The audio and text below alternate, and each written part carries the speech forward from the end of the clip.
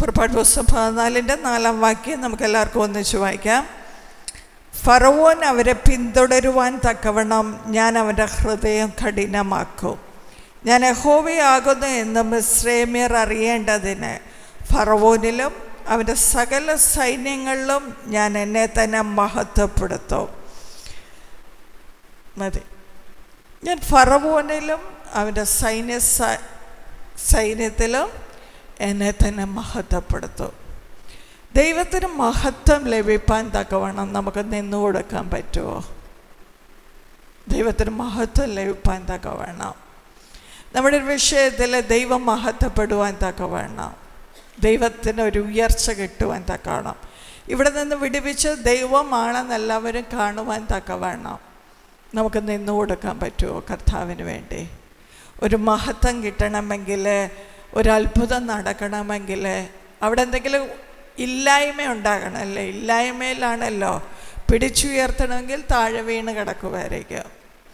അല്ലെങ്കിൽ അത്ഭുതം നടത്തണമെങ്കിൽ ഈ ലോകത്തിൽ ഒരാൾക്കും ചെയ്യാൻ കഴിയാത്ത കാര്യം അവിടെ ഉണ്ടായതുകൊണ്ടാണല്ലോ അത്ഭുതത്തിൻ്റെ ആവശ്യം. അത്തരം സിറ്റുവേഷനിലൂടെ നമ്മളെ ദൈവം വിടുകയാണെങ്കിൽ നമ്മൾ എങ്ങനെയായിരിക്കും പ്രതികരിക്കുന്നത്? നന്മകൾ മാത്രം ചെയ്യാൻ ആഗ്രഹിക്കുന്ന, നന്മകൾ മാത്രം കിട്ടാൻ ആഗ്രഹിക്കുന്ന ഒരു സമൂഹത്തിലാണ് നമ്മൾ ജീവിക്കുന്നത്. ദൈവത്തെ നന്മകൾ കിട്ടാൻ വേണ്ടി ഉപയോഗിക്കുന്നു.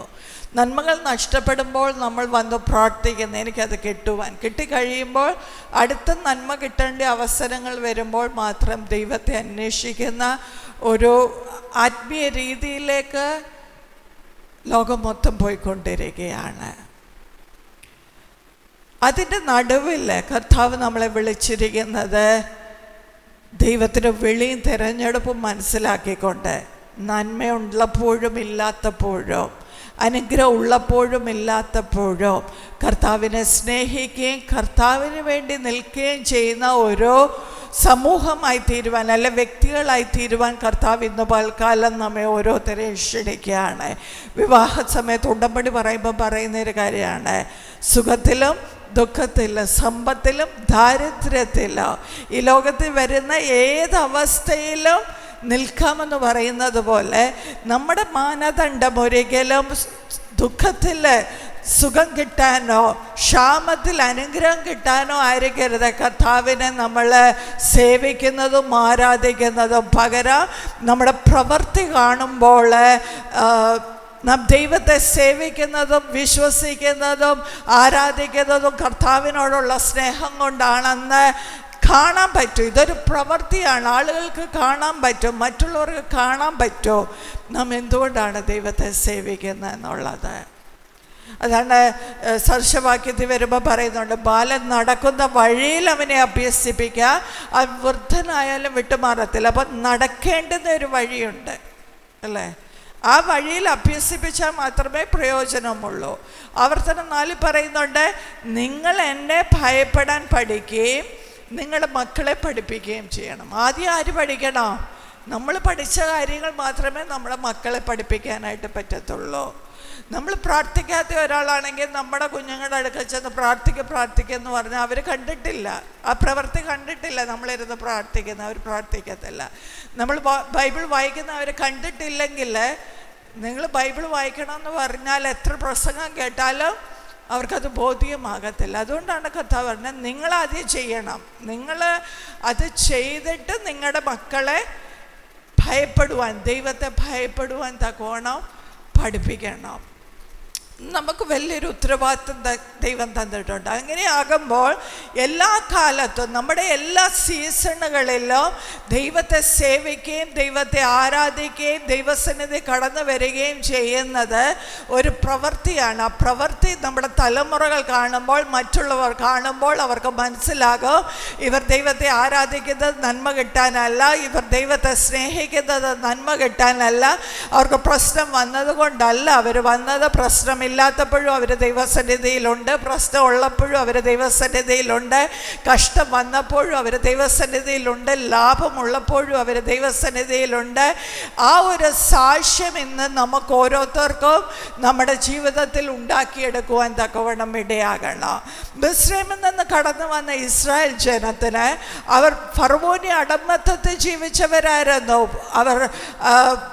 അവർക്ക് പലപ്പോഴും ദൈവത്തിന് മഹത്വം കിട്ടുന്നത് പോലെ ജീവിക്കാൻ കഴിഞ്ഞില്ല. അവർ പ്രശ്നം വരുമ്പോൾ ദൈവത്തെ വിളിച്ചെങ്കിലും ദൈവത്തിനൊരു മഹത്വം കിട്ടുന്ന പോലെ അവർ ജീവിച്ചില്ല. ഫറവോനിയ അടിമത്തത്തിൽ നിന്ന് വിടുവിച്ചെടുത്ത് ദൈവത്തിന് മഹത്വം ലഭിപ്പാൻ തക്കവണ്ണം അനേക പ്രവർത്തികൾ ചെയ്തെങ്കിലും അവരുടെ ജീവിതത്തിൽ കഷ്ടതകൾ വരുമ്പോൾ മാത്രം കർത്താവിനെ വിളിക്കുന്നവരായിരുന്നു. നമ്മെ ദൈവം അടിമത്തത്തിൽ നിന്ന് വിടുവിച്ചതെന്ന് മറന്നു പോകല്ലേ. ഈ ലോകത്തിൻ്റെ പ്രഭു നമ്മെ അടിമകളാക്കി വെച്ചിരിക്കുകയായിരുന്നു. ഈ നാശത്തിലേക്ക് പോകേണ്ടവരായിരുന്നു, നരകത്തിലേക്ക് വീഴേണ്ടിയവരായിരുന്നു. എന്നാൽ ദൈവം അവിടെ നിന്ന് നമ്മളെ വിടുവിച്ച് തൻ്റെ പുത്രനെ അയച്ചുകൊണ്ട് രക്ഷ സൗജന്യമായി തന്നുകൊണ്ട് വിടുവിച്ചത് എന്തിനു വേണ്ടിയാണ്? ദൈവത്തിൻ്റെ മഹത്വം നമ്മളിലൂടെ ഈ ലോകത്തിലേക്ക് വരുവാൻ തക്കവണ്ണമാണ്. അതിൻ്റെ വിളിയും തിരഞ്ഞെടുപ്പുമാണ് നമ്മുടെ മേലിരിക്കുന്നത്. അതിനുവേണ്ടി നിൽപ്പാൻ തക്കവണ്ണം നമ്മൾ തയ്യാറാകണം. ഇവിടെ ഇസ്രായേൽ ജനത്തെ മിസ്രൈമിലേക്ക് വിട്ടത് ദൈവമാണ്. അവർ ക്ഷാമം അനുഭവിച്ചപ്പോൾ, അവർ ജീവിതത്തിൽ കഷ്ടതകൾ ഉണ്ടായപ്പോൾ, അവർക്ക് ഇനിയും ആഹാരമില്ലാതായിരുന്നപ്പോൾ, ഏതാണ്ട് 70 പേരോളം ഉണ്ടായിരുന്ന ചെറിയ കൂട്ടമായിരുന്നപ്പോൾ അവർ ആഹാരം ലഭിപ്പാൻ, താമസമുണ്ടാകുവാൻ, അവരുടെ കന്നുകാലികൾ മരിച്ചു പോകാതിരിക്കേണ്ടതിന് ദൈവമാണ് അവരെ മിസ്രൈമിലേക്ക് വിട്ടത്.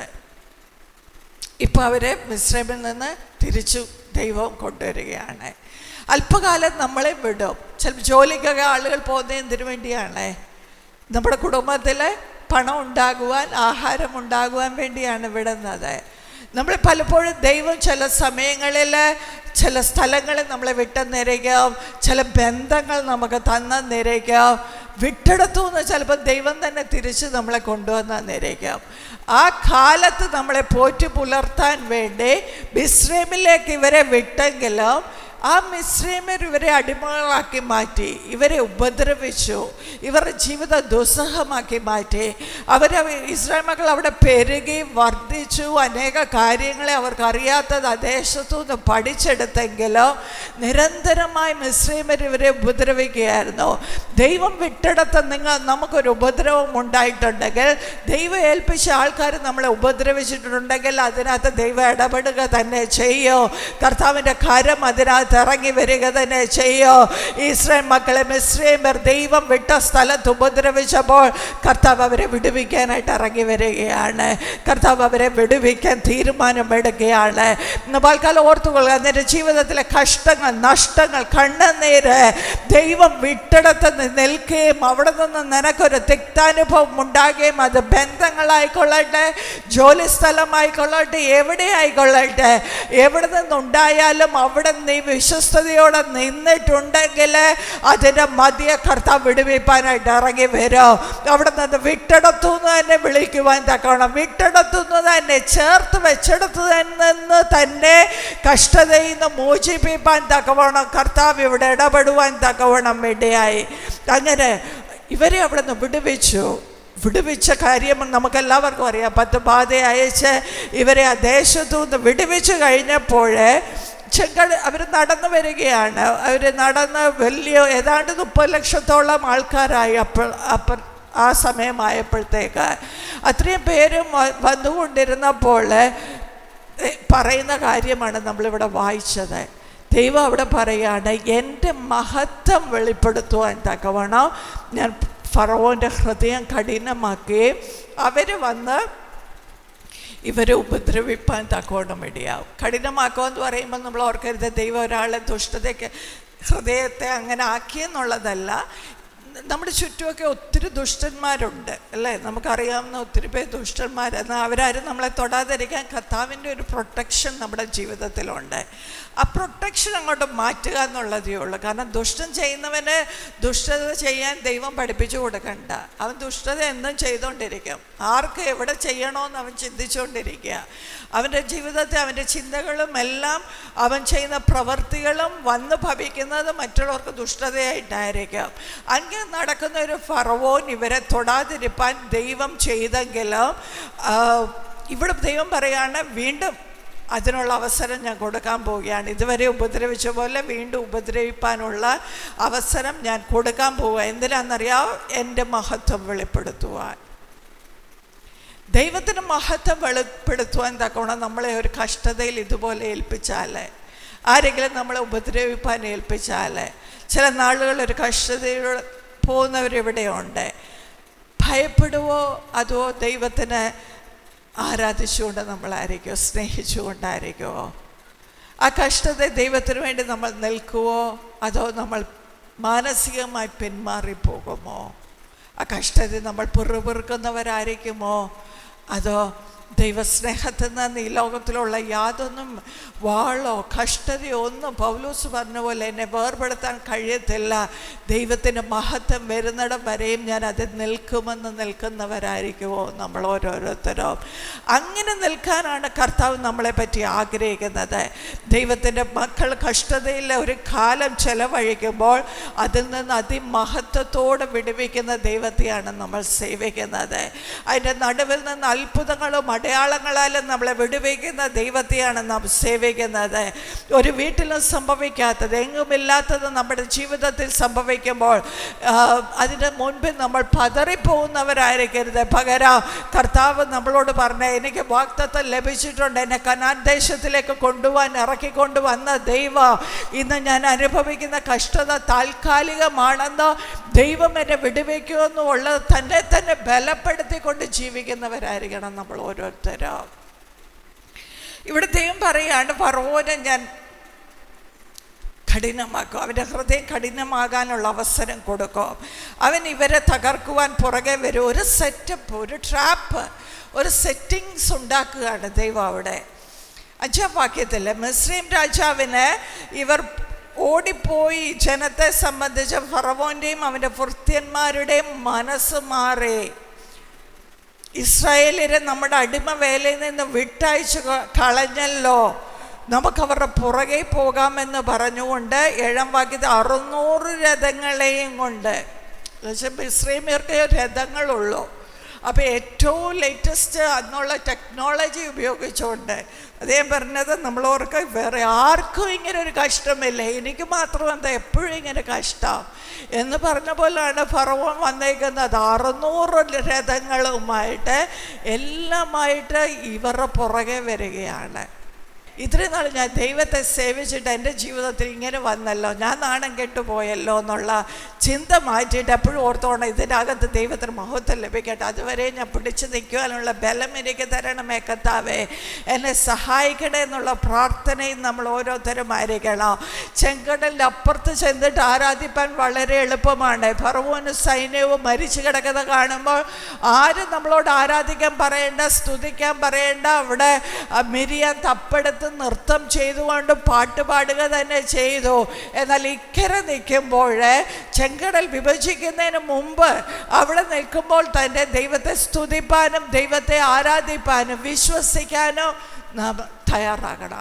അപ്പോഴാണ് നമുക്ക് വിശ്വാസം ആവശ്യം. അക്കരെ വിശ്വാസം ആവശ്യമില്ല, അതെല്ലാം കഴിയുമ്പോൾ വിശ്വാസത്തോടുള്ള ആരാധനയുടെ ആവശ്യമില്ല. എന്നാൽ ഇക്കരെ നിൽക്കുമ്പോൾ നമ്മൾ വിശ്വസിക്കണം, ദൈവം പരാജയപ്പെടാൻ സമ്മതിക്കത്തില്ല. കർത്താവാണ് എന്നെ ഇറക്കിക്കൊണ്ട് വന്നത്, കർത്താവാണ് ഈ അടിമ നുഖത്തിൽ നിന്ന്, ഈ ലോകത്തിൻ്റെ അധിപതിയിൽ നിന്ന്, സാത്താന്റെ അധികാരത്തിൽ നിന്ന് എന്നെ വിടുവിച്ചെങ്കിൽ ഇതിൽ നിന്നും എന്നെ രക്ഷിപ്പാൻ ദൈവം ശക്തനാണ്. അതിശക്തമായി എൻ്റെ ജീവിതത്തിലും കുടുംബത്തിലും ആഞ്ഞടിക്കുന്ന ഈ പ്രതിസന്ധികളിലും പ്രതികൂലങ്ങളിൽ നിന്നും ദൈവം എന്നെ വിടുവിക്കുക തന്നെ ചെയ്യോ. ദൈവത്തിൻ്റെ മഹത്വം വെളിപ്പെടുവാൻ തക്കവണ്ണം ഇടയാകും. അപ്പം നമ്മൾ എന്താണ് ചെയ്യേണ്ടത്? ദൈവത്തെ അനുഗമിക്കുക, ദൈവത്തിൻ്റെ വഴി അനുഗമിക്കുക. ഇവിടെ ഇവർ വന്നെങ്കിലും ഫറവോനും സൈന്യവും വരുന്ന ശബ്ദം ഇവർ കേട്ടപ്പോൾ 10-ാം വാക്യത്തിൽ വരുമ്പോൾ, ഫറവോൻ അടുത്ത് വരുമ്പോൾ ഇസ്രായേൽ മക്കൾ തല ഉയർത്തി മിസ്രയീമിൽ പിന്നാലെ വരുന്നത് കണ്ട് ഏറ്റവും ഭയപ്പെട്ടു. ദൈവം പറയുകയാണ്, ഞാൻ അവരെ വരുത്തും, നിങ്ങൾ പ്രശ്നത്തിലാകും എന്ന്. ഇവർക്ക് നമുക്കും അങ്ങനെയല്ലേ, വാഗ്ദത്തം നമുക്ക് തരികയാണ്, കനാൻ ദേശത്ത് നമ്മൾ എത്തും. ആ വാക്കും കേട്ടോണ്ടാണ് ഇറങ്ങി തിരിച്ചത്. എന്നാൽ വഴിയിൽ വരുന്ന സകല പ്രശ്നങ്ങളിലും പ്രതികൂലങ്ങളിലും നമ്മുടെ വാഗ്ദത്തം മറന്നുപോയവരെ പോലെ നമ്മൾ പെരുമാറരുത്. വാഗ്ദത്തം ഇല്ലാത്തവരെ പോലെ നമ്മൾ ഇടപെടാൻ ഇടയാകരുത്. അവിടെ കർത്താവിൽ വിശ്വാസം നമ്മൾ അർപ്പിക്കുന്നവരായിരിക്കണം. എന്നാൽ ഇവർ വളരെ ഭയപ്പെട്ടു. ഭയങ്കരമായിട്ട് ഭയപ്പെട്ടു. ദൈവത്തിന് എന്തെങ്കിലും ഭയമുണ്ടോ ഇവരെ കണ്ടിട്ട്? ഇല്ല. കൊണ്ടുവന്ന ആർക്കെന്തെങ്കിലും ഭയപ്പെടേണ്ട കാര്യമുണ്ടോ? ഇല്ല. കാരണം ഈ ട്രാപ്പ് ഒരുക്കിയേക്കുവാണ്, ഇതൊരു സെറ്റപ്പ് ഒരുക്കിയേക്കാണ്, ഒരു സ്റ്റേജ് ഒരുക്കിയേക്കാണ്. നമ്മൾ ചിലപ്പോൾ നെറ്റ് വിരിച്ച് കിളിയെ പിടിക്കുന്ന പോലെ, അല്ലെ എലിയെ പിടിക്കാൻ അതിനകത്ത് ഫുഡ് വെച്ചിട്ട് കാത്തിരിക്കുന്നത് പോലെ, ഫുഡ് പോയെന്നും പറഞ്ഞാൽ ആരെങ്കിലും കരയുമോ? അത്രയും നല്ല ഫുഡ് ബോണ്ട പോയി എന്നും പറഞ്ഞ് നമ്മൾ വിചാരിക്കുക. അല്ല, അതവിടെ വെച്ചേക്കുന്ന ട്രാപ്പ്, അവിടെ വെച്ചേക്കുന്ന ഒരു ഉദ്ദേശമുണ്ട്, എലിക്ക് വേണ്ടിയാണ് എന്ന് പറഞ്ഞ പോലെ ഇങ്ങനൊരു ട്രാപ്പ് ഉണ്ടാക്കിയേക്കുകയാണ്. എന്തിനാണെന്നറിയാവോ? ഈ ഫറവോന് സൈന്യം ഇവരുടെ പുറകെ വരണം. ഇവർ ചെങ്കലിൻ്റെ അവിടെ വന്ന് സ്റ്റക്കായി പോയി, ഇവർക്കിനി അങ്ങോട്ട് പോകാൻ പറ്റത്തില്ലെന്ന് ഫറവോൻ അറിവ് കിട്ടുമ്പോൾ അവൻ ഏറ്റവും മേത്തരമായതും അവിടുത്തെ സകല ആൾക്കാരെയും വിളിച്ചു കൂട്ടിക്കൊണ്ട് അവരെല്ലാം പ്ലാൻ ചെയ്തുകൊണ്ട് ഇവരുടെ പുറകെ വരുവാനുള്ള സെറ്റപ്പ് ഉണ്ടാക്കി വെച്ചിരിക്കുകയാണ്. ഇവരെന്ത് ചെയ്തെന്നറിയാമോ? ഇവർ ഭയപ്പെട്ട് മാത്രമല്ല, അവരേറ്റവും ഭയപ്പെട്ട് കരഞ്ഞപ്പോൾ അവർ പറഞ്ഞ കാര്യങ്ങളാണ്. മിസ്രയീമിൽ ശവക്കുഴി ഇല്ലാഞ്ഞിട്ടോ നീ ഞങ്ങളെ മരുഭൂമിയിൽ മരിപ്പാൻ കൂട്ടിക്കൊണ്ടുവന്നത്? നീ ഞങ്ങളെ മിസ്രയീമിൽ നിന്ന് പുറപ്പെടുവിച്ചതിനാൽ ഞങ്ങളോട് ഈ ചെയ്തതെന്ത്? മിസ്രയീമ്യർക്ക് വേല ചെയ്യുവാൻ ഞങ്ങളെ വിടണമെന്ന് ഞങ്ങൾ നിന്നോട് പറഞ്ഞതല്ലയോ? എന്തൊക്കെയാ ദേഷ്യം വരുമ്പം വിളിച്ചു പറയുന്നത്, സങ്കടം വരുമ്പോൾ എന്തൊക്കെയായി വിളിച്ചു പറയുന്നത് വിശ്വാസികളെ? അതൊരു പ്രാക്ടീസാണ്. നമ്മുടെ വാക്കുകൾ പറയുന്നതനുസരിച്ചാണ് അടുത്തത് സംഭവിക്കാൻ പോകുന്നത് നമ്മുടെ വീട്ടിൽ. അല്ലാതെ നമ്മുടെ ഭർത്താവും അല്ല കുഴപ്പക്കാര്, മറ്റുള്ളവരുമല്ല കുഴപ്പക്കാര്. നമ്മളീ പറയുന്നതെല്ലാം സംഭവിക്കും. അപ്പം നമ്മളെന്താ ഈ പറയുന്നത്? നമ്മുടെ മക്കളെ നോക്കി നമ്മൾ എന്താ പറയുന്നത്? നീ നോക്കിക്കോ എന്ന് പറഞ്ഞാൽ അവരനുഭവിക്കും. അനുഭവിക്കുമ്പോഴോ ഏറ്റവും സങ്കടപ്പെടുന്ന ആരായിരിക്കും? മക്കൾക്ക് എന്തെങ്കിലും വന്നാൽ ഏറ്റവും സങ്കടപ്പെടുന്ന ആരാ? നമ്മൾ തന്നെയല്ലേ. പക്ഷെ ദേഷ്യം വരുമ്പോൾ നമ്മളെന്ത് പറയും? നോക്കിക്കോ, ദൈവം നിന്നെ പിടിക്കുന്ന കണ്ടോണം. ദൈവം എത്ര പേരെ പിടിച്ചിട്ടുണ്ടെന്ന് അറിയാവോ? ഞാൻ നോക്കണേ, പ്രാർത്ഥിക്കും, ഞാൻ ഉപവാസം ഇരിക്കാൻ പോവാ ഒക്കെ പറയുമ്പോൾ ഓർത്തോളാണ് ഇതെല്ലാം സംഭവിക്കും നമ്മുടെ വീട്ടിൽ. പിന്നീട് നമ്മൾ ദുഃഖിക്കേണ്ടതായിട്ട് വരും. അതുകൊണ്ടാണ് ദേഷ്യവും സങ്കടവും വരുമ്പോൾ സംസാരിക്കരുത്. ഇവിടെ കർത്താവ് അത് കഴിഞ്ഞ് ഒരു പാത അവർക്ക് പറഞ്ഞു കൊടുക്കുന്നുണ്ട്. ഇത്തരം കഷ്ടതകളെ, പ്രതികൂലങ്ങളെ, വിഷമങ്ങൾ, നമുക്ക് പരിഹരിക്കാൻ പറ്റാത്ത കാര്യങ്ങൾ നമ്മുടെ ജീവിതത്തിൽ വരുമ്പോൾ നമ്മൾ എന്ത് ചെയ്യണമെന്നുള്ളത് ഒരു 4 പോയിൻ്റ് ഉണ്ട്. 4 പോയിൻ്റ് ഇതുപോലെ വേണം നമ്മൾ പ്രവർത്തിക്കാനായിട്ട്. 1, 13-ാം വാക്യം, അതിന് മോശ ജനത്തോടെ ഭയപ്പെടേണ്ട. ഒന്നാമത്തെ കാര്യം, ഭയപ്പെടേണ്ട. ഭയം നാച്ചുറലായിട്ട് നമ്മുടെ ഉള്ളിൽ വരുന്നത് അല്ലേ? മനുഷ്യനെ എല്ലാം പെട്ടെന്നൊരു സൗണ്ട് കേട്ടാൽ നമ്മളങ്ങ് ഭയപ്പെട്ടു പോകും. നമ്മൾ പ്രതീക്ഷ ആരെങ്കിലും പെട്ടെന്ന് രാത്രി ഡോറ് തുറക്കുന്ന ശബ്ദം കേട്ടാലോ ഒന്നാമത് നമ്മുടെ ഉള്ളിൽ വരുന്നത് ഭയമാണ്. നമ്മൾ ഒറ്റയ്ക്ക് നടക്കുമ്പോൾ ഒരു പട്ടി കുരയ്ക്കുക എന്തെങ്കിലും ചെയ്താൽ പെട്ടെന്ന് അങ്ങ് ഭയപ്പെട്ടു പോകും. അപ്പം ഭയം അറിയാതെ നമ്മുടെ ഉള്ളിൽ വരുന്ന കാര്യമാണ് ഭയം. ആ ഭയത്തെ നമ്മൾ വളർത്തിക്കൊണ്ട് പോകരുത്. അന്നേരം തന്നെ നമ്മൾ ആ ഭയത്തിൻ്റെ ചിന്തകൾ ഒന്നിൻ്റെ പുറകെ ഒന്നായിട്ട് നമ്മുടെ മനസ്സിലേക്ക് വരുവാനായിട്ട് നമ്മൾ സമ്മതിച്ചു കൊടുക്കരുത്. ആ പ്രശ്നത്തെ ആ സമയത്ത് ദൈവത്തിൻ്റെ അടുത്തേക്ക് കൊണ്ട്, ദൈവം എനിക്ക് ഭയമാണ്, എന്നെ ശക്തീകരിക്കണം, എന്നെ ബലപ്പെടുത്തണം, ഞാൻ ഭയപ്പെട്ടു പോയി. ഭയപ്പെട്ട് കഴിഞ്ഞാൽ പിന്നെ എന്താ ചെയ്യുന്നതെന്ന് ഓർമ്മയുണ്ടോ? ഭയമുള്ളവർക്ക് ചെയ്യുന്ന കാര്യം പിന്നെ ഓർമ്മയുണ്ടാകത്തില്ല. ദേഷ്യം വാശിയും പറഞ്ഞു കഴിയുമ്പോൾ എന്താ പറഞ്ഞെന്ന് പറയുന്നവർക്ക് ഓരോ ഓർമ്മയുമില്ല. ഞാൻ ഒത്തിരി പേരെ പലരെയും ശ്രദ്ധിച്ചിട്ടുണ്ട്. അന്നേരത്തെ ദേഷ്യത്തിന് എന്തൊക്കെയോ ഞാൻ പറഞ്ഞു പോയി, പിന്നെ എനിക്ക് ഓർമ്മയില്ലെന്ന് പറയും. അതപ്പോൾ അതെന്താണെന്ന് വെച്ചാൽ നമ്മുടെ പ്രാക്ടീസ്, നമ്മൾ അങ്ങനെ പറഞ്ഞ് ശീലിച്ചത് ആ ശീലങ്ങളെ നമ്മൾ മാറ്റിയെടുക്കണം. ഭയത്തിൻ്റെ ചിന്തകൾ മനസ്സിലിട്ടുകൊണ്ട് നടക്കരുത്. അതിന് പകരം ഒരു പാട്ട് പാടുകയോ സ്തോത്രം ചെയ്യുകയോ എന്തെങ്കിലുമൊക്കെ ചെയ്ത് വാക്യം പറഞ്ഞോ ആ ചിന്തകൾ കൂടുതൽ വളരുവാൻ, ഒരു ചെടി വളരുന്നത് പോലെ വളരുവാൻ നമ്മൾ സമ്മതിക്കരുത്. അപ്പോൾ ഭയപ്പെടരുത്. ഭയപ്പെട്ടാലെല്ലാം പോയി. ഭയപ്പെടുന്ന ഒരാളുടെ കൂടെ കർത്താവിന് ഒന്നും ചെയ്യാൻ പറ്റത്തില്ല. വിശ്വാസമുള്ള ആളുടെ കൂടെ കർത്താവിന് ചെയ്യാൻ പറ്റത്തുള്ളൂ. അപ്പോൾ ഭയം ഉള്ളപ്പോൾ തന്നെ വിശ്വാസം വർദ്ധിപ്പിച്ചെടുക്കണം. ഭയം നാച്ചുറലാണ്. എല്ലാവർക്കും ഭയമുണ്ടാകും. നമുക്കൊരു അസുഖം വന്നാൽ നമ്മൾ എന്തെല്ലാം ഭയപ്പെടുമോ? ഡോക്ടറുടെ അടുക്ക പോകുമ്പോൾ എന്തെങ്കിലും ഒരു ടെസ്റ്റ് എന്തെങ്കിലും പറഞ്ഞാൽ ഇഷ്ടംപോലെ അതെല്ലാം ഭയം നമ്മൾ ഉള്ളിൽ കൊണ്ടുവരും. എന്നാൽ ഭയപ്പെടാതിരിക്കാൻ വേണ്ടി നമുക്ക് പ്രാർത്ഥനാ ജീവിതം ഉണ്ടാകണം. കർത്താവിൻ്റെ സന്നിധി കൊണ്ട് വെക്കുവാനായിട്ട് നമ്മൾ പഠിച്ചെടുക്കണം. അടുത്ത പറയുകയാണ് ഉറച്ചു നിൽപ്പീൻ. രണ്ടാമത് നമ്മളോട് പറയുന്നതാണ് ഉറച്ചു നിൽക്കണം. ഒരു മദ്യപിച്ച് വരുന്ന ആളുടെ കാലെന്ത് എന്ന് പറ്റും? അത് ആടിക്കൊണ്ടിരിക്കുക. എത്ര ഉറച്ചു നിൽക്കുമെന്ന് പറഞ്ഞാൽ അയാൾക്ക് ഉറച്ചു നിൽക്കാൻ പറ്റുമോ? അയാൾ മദ്യം ഇറങ്ങി കഴിയുമ്പോൾ മാത്രമേ അയാൾക്ക് ഉറച്ചു നിൽക്കാൻ പറ്റത്തുള്ളൂ. അപ്പം അയാൾ ആടിക്കൊണ്ടിരിക്കും. ഒരു ഭയമുള്ള ഒരാൾ അകത്തെ കാലിങ്ങനെ ആടിക്കൊണ്ടിരിക്കും. എത്ര നമ്മൾ ഉറച്ചു നിൽക്കുമെന്ന് പറഞ്ഞാലും ഉറച്ചു നിൽക്കാനായിട്ട് പറ്റത്തില്ല. അപ്പോൾ പ്രശ്നം നമ്മൾ തന്നെ സോൾവ് ചെയ്യാൻ ശ്രമിച്ചാൽ നമ്മുടെ ബുദ്ധി ഉപയോഗിച്ച് ചിന്തിച്ച് കൂട്ടി ആലോചിച്ച് ഓരോന്ന് ചെയ്യാൻ തുടങ്ങുമ്പോൾ നമ്മുടെ ഉറപ്പ് നഷ്ടപ്പെടുകയാണ്. ദൈവത്തിലുള്ള ഉറപ്പ് നമുക്ക് നഷ്ടപ്പെടും. കാലുകൾ ആടാനായിട്ട് തുടങ്ങും. ഭയം കൊണ്ട് കാലുകൾ, അല്ലെങ്കിലും ഭയം വരുമ്പോൾ എന്ത് പറ്റും? കാലാടുമെന്നല്ല. സ്റ്റേജിലൊക്കെ കയറി നിൽക്കാൻ പറയുമ്പോൾ മനുഷ്യൻ്റെ കാലിങ്ങനെ ആടും. എന്തുകൊണ്ടാണ്? ഭയം കൊണ്ട് കാലാടുവാനായിട്ട് തുടങ്ങുന്നത് പോലെ ഉറച്ചു നിൽക്കാനായിട്ട് നമുക്ക് പറ്റത്തില്ല.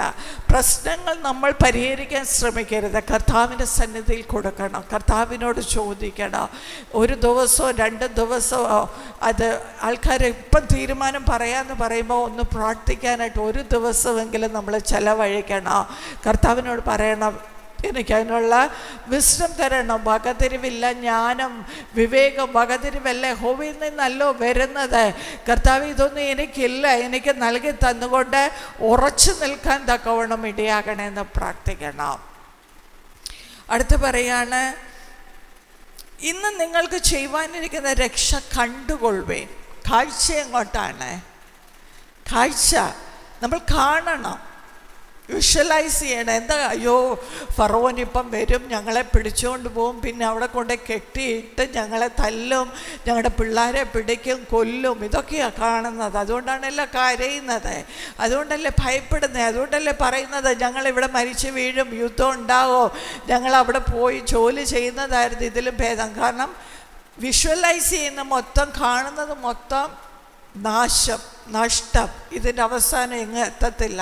ആൾക്കാർ അതും ഇതും പറയുന്നത്, നാണക്കെടുന്നത്, ഇത്തരം കാര്യങ്ങളാണ് ഇമാജിൻ ചെയ്യുന്നത്. അല്ലെങ്കിൽ നമ്മുടെ ഉള്ളിൽ കാണുന്ന കാഴ്ച അതാണ്. ആ കാഴ്ച മാറ്റി ഇവിടെ പറയുകയാണ്, നിങ്ങൾ രക്ഷ കണ്ടുകൊള്ളുവേൻ. നമ്മൾ കാണേണ്ടത് ദൈവം വിടുവിക്കും. ഇതിന് മധ്യ ഇറങ്ങി വരുന്നത് 10 ബാധ അയച്ച കാര്യങ്ങൾ, ഇതെല്ലാം കാണണം. ദൈവം ഇതിനു മുമ്പ് വിടുവിച്ച കാര്യങ്ങളെല്ലാം നമ്മൾ കാണാനായിട്ട് തയ്യാറാകണം. അതിനെപ്പറ്റി ചിന്തിച്ചുകൊണ്ട് നമ്മുടെ ഉറപ്പ് വർദ്ധിപ്പിക്കുന്നവരായിരിക്കണം. അടുത്ത് പറയാണ്, നിങ്ങൾ മിണ്ടാതിരിപ്പീൻ. മിണ്ടാതിരുന്ന ദൈവം എന്നറിയണം. മിണ്ടിയാൽ എന്തായിരിക്കും പറയുന്നത്? ഒരസുഖം വന്നു സംസാരിക്കുവാണെങ്കിൽ നമ്മൾ എന്തായിരിക്കും പറയുന്നത്? ഒരു സാമ്പത്തിക ബുദ്ധിമുട്ട് വന്നോ, നമ്മൾ സംസാരിക്കുകയാണെങ്കിൽ അതിനെപ്പറ്റി എന്തായിരിക്കും പറയുന്നത്? ഓരോ ബന്ധങ്ങളെപ്പറ്റി, നമ്മുടെ ബന്ധങ്ങൾ തകർന്നു ആരെങ്കിലും ചോദിച്ചാൽ നമ്മൾ എന്തായിരിക്കും പറയുന്നത്? ഓരോ കാര്യങ്ങളും ചോദിക്കുമ്പോൾ ഭയം ഉണ്ടെങ്കിൽ, ഉറപ്പില്ലെങ്കിൽ, പിന്നെ നമുക്ക് വിഷ്വലൈസ് ചെയ്യാൻ, ദൈവത്തിന് അത്ഭുതങ്ങളെ ചെയ്യുന്നത് കാണാൻ കഴിയത്തില്ലെങ്കിൽ പിന്നെ നമ്മുടെ വാക്കുകളെല്ലാം നെഗറ്റീവായിരിക്കും. നമുക്ക് ഒരിക്കലും ഒരു സന്തോഷകരമായി പറയാൻ പറ്റത്തില്ല. കുഞ്ഞുങ്ങൾക്ക് വേണ്ടി അനുഗ്രഹിച്ച് പ്രാർത്ഥിക്കണം. അവരെത്ര തെറ്റ് ചെയ്താലോ കുറ്റം ചെയ്താലോ നമ്മളവരെ ശിക്ഷിക്കാൻ പ്രാർത്ഥിക്കരുത്, അനുഗ്രഹിച്ച് പ്രാർത്ഥിക്കണം. കർത്താവേ, അവരിൽ മാറ്റമുണ്ടാവാൻ ഇടയാണ്, ദൈവത്തിൻ്റെ ഇടപെടൽ ഉണ്ടാകണേ എന്നുള്ള പ്രാർത്ഥനയായിരിക്കണം. ഇത്രയും 4 കാര്യങ്ങളാണ്. ഒന്ന് പറയാവോ? ഭയപ്പെടരുത്. പറഞ്ഞേ, ഭയപ്പെടരുത്, ഉറച്ചു നിൽക്കണം. അടുത്തെന്തായിരുന്നോ? കാണണം. ദൈവം അനുഗ്രഹിക്കാൻ പോകുന്ന വിഷ്വലൈസ് ചെയ്യണം, കാണണം. അടുത്തത് മിണ്ടാതെ ഇരിക്കണം. ഈ 4 കാര്യം നമ്മുടെ ഭാഗത്തു നിന്നുണ്ടാകണം. അപ്പോൾ അടുത്ത പറയുകയാണ് 15-ാം വാക്യത്തിൽ ദൈവം പറയുകയാണ്, നീ എന്നോട് നിലവിളിക്കുന്ന എന്താ? മുമ്പോട്ട് പോകുക. ഈ 4 കാര്യം നമ്മളിൽ നിന്ന് മാറുമ്പോഴാണ് മുൻപോട്ട് നമുക്ക് നടക്കാൻ പറ്റത്തുള്ളൂ. അല്ലെ നമ്മൾ സ്റ്റക്കായിട്ട് നിൽക്കുകയാണ്, പ്രശ്നത്തിനകത്ത് നിൽക്കുകയാണ്, പ്രശ്നത്തിനകത്ത് നിന്നുകൊണ്ട് പ്രാർത്ഥിക്കുകയാണ്. ഇന്ന് മുമ്പോട്ട് പോയി വേണം പ്രാർത്ഥിക്കാനായിട്ട്. അവിടെ നിന്ന് മാറണം. ആ മുറിവുകളെ, ആ പ്രശ്നങ്ങളെ, ആ വേദനകളെ, ആ കയ്പുകളെ, ഇതെല്ലാത്തിൽ നിന്ന് നമ്മൾ മുമ്പോട്ട് നടക്കണം. അപ്പോൾ പ്രാർത്ഥന ജീവിതം ഉണ്ടെങ്കിലേ നമുക്ക് മുമ്പോട്ട് നടക്കാൻ പറ്റത്തുള്ളൂ. ദൈവസന്നിധിയിൽ വന്ന് ഇറക്കി വെക്കാൻ, ഭയത്തെ ഇറക്കി വെക്കുക. ഭയപ്പെട്ടിരുന്ന് പ്രാർത്ഥിക്കുകയാണ്. ഉറപ്പില്ലാതിരുന്ന് പ്രാർത്ഥിച്ചിട്ട് പ്രയോജനമില്ല. ഭയത്തെ മാറ്റും. ഇതെല്ലാം അവിടെ ഇടണം. കർത്താവേ, എനിക്ക് ഭയം, എന്നെ രക്ഷിക്കണം. മുൻപോട്ട് നടന്ന് നമ്മൾ പ്രാർത്ഥിക്കുന്നവരായിരിക്കണം. കാരണം സ്റ്റക്കായി പോയ ഭയമാണ്. ഭയവും വിശ്വാസവും തമ്മിൽ ഓപ്പോസിറ്റായിട്ടുള്ള കാര്യങ്ങളാണ്. അത് നടക്കുവാൻ തക്കോണം ഇടയാകത്തില്ല. അപ്പോൾ ഇവർ മുമ്പോട്ട് നടക്കുവാനായിട്ട് തുടങ്ങിയപ്പോൾ ചെങ്കടൽ വിഭജിപ്പാനിടയായി. മുമ്പോട്ട് നടന്നപ്പോൾ, പടി മുമ്പോട്ട് നീട്ടി മോശ നടന്നപ്പോൾ ചെങ്കടൽ അവരുടെ മുമ്പിൽ വിഭജിപ്പാൻ തക്കവണ്ണം ഇടയായി. Praise the Lord.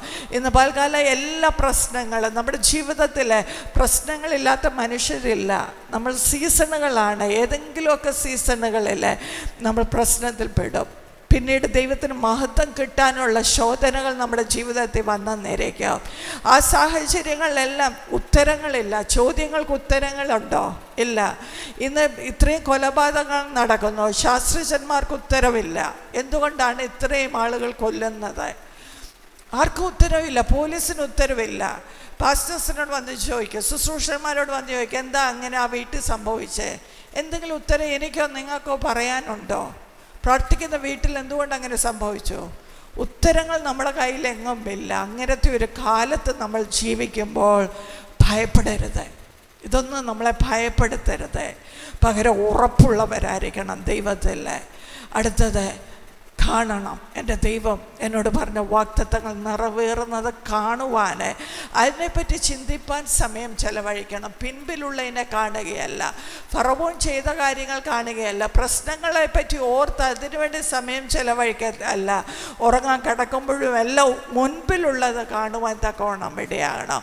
ഉണരുമ്പോൾ രാവിലെ പ്രശ്നങ്ങളിലൂടെ എല്ലാം പോകുന്നവർ ഉണരുമ്പോൾ മനഃപൂർവ്വമായി ദൈവത്തിന് സ്തോത്രം പറഞ്ഞുകൊണ്ട്, ഇന്നത്തെ ദിവസത്തിന് നന്ദി പറഞ്ഞുകൊണ്ട് മനഃപൂർവ്വമായി ചിന്തകളെ മാറ്റി എഴുന്നേൽപ്പാൻ തയ്യാറാകണം. രാവിലെ എഴുന്നേൽക്കുമ്പോൾ ചിന്തകളെ മനഃപൂർവ്വം മാറ്റണം. പല്ല് തേക്കാൻ അങ്ങോട്ട് നടന്നു പോകുന്ന ആ സമയത്ത് സ്തോത്രം പറഞ്ഞുകൊണ്ട് പോകാനായിട്ട് നമ്മളെ തന്നെ ശ്രദ്ധിക്കണം. അങ്ങനെയാണോ ഞാൻ നടക്കുന്നതെന്ന് ശ്രദ്ധിക്കണം. അങ്ങനെ നമ്മളെ തന്നെ മാറ്റി നമ്മൾ ഉറപ്പുള്ളവരായി തീരണം. ഈ അന്ത്യകാലത്ത് വിശ്വാസത്തോടെ ജീവിപ്പാൻ തക്കോണം ഇടയാകും. ദൈവത്തിന് മഹത്വം കിട്ടുന്നത് പോലെ ജീവിക്കാൻ ഇടയാകും.